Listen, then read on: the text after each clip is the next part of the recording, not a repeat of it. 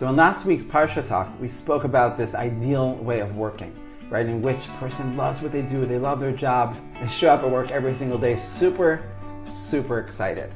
But if you're like a lot of people, and I've met a lot of people like this, you may have been thinking while you're watching my video, like, what is this guy talking about? Come on, like, that's not the way work, that's not the way work actually looks like.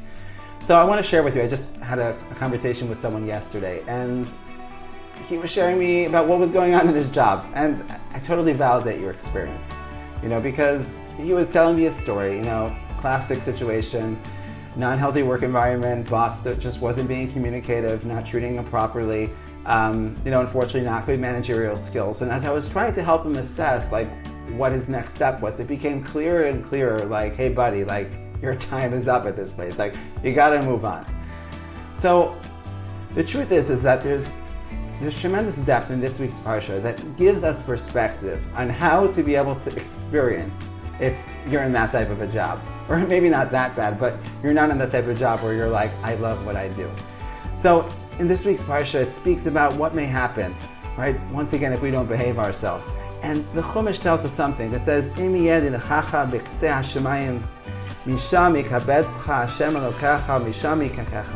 if it comes to that time, right? And for many of us, we may think we've gone through this, right? Where the Jewish people are spread out all across the world in different spaces. So the pasuk tells us that Hashem mishami kabetzcha, from there Hashem is going to take you and He's going to bring you back. So there's an amazing tzvas emes, and he says that this word misham, from there, seems a bit extra. Why did it have to say that? And what the Torah is coming to teach us is to say that sometimes a person may find themselves in a certain space, in a certain place that seems very far from the ideal, very far from where he would like to see himself in terms of his service of God or anything in his life. And the tzvas emes is telling us is that it's specifically misham, it's specifically from that space that you're in, that you have the ability to do good.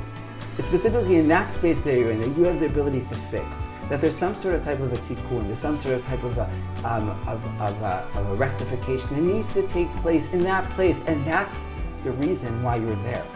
So it's specifically misham. From there you will be able to be redeemed because you needed to be in that space.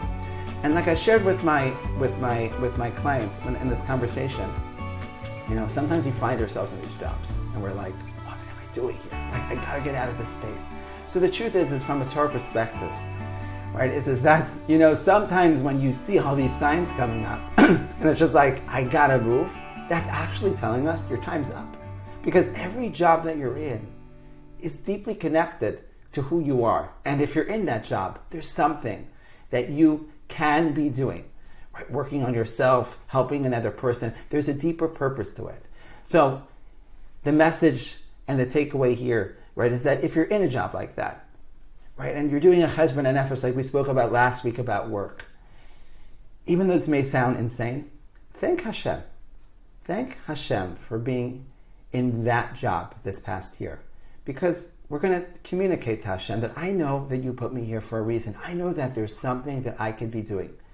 When we have the proper mindset, tzvas emes says, when we have the proper mindset, the proper emunah, to be mekadesh Hashem's name, in whatever place that we're in, we're able to do amazing things. Have a good Shabbos.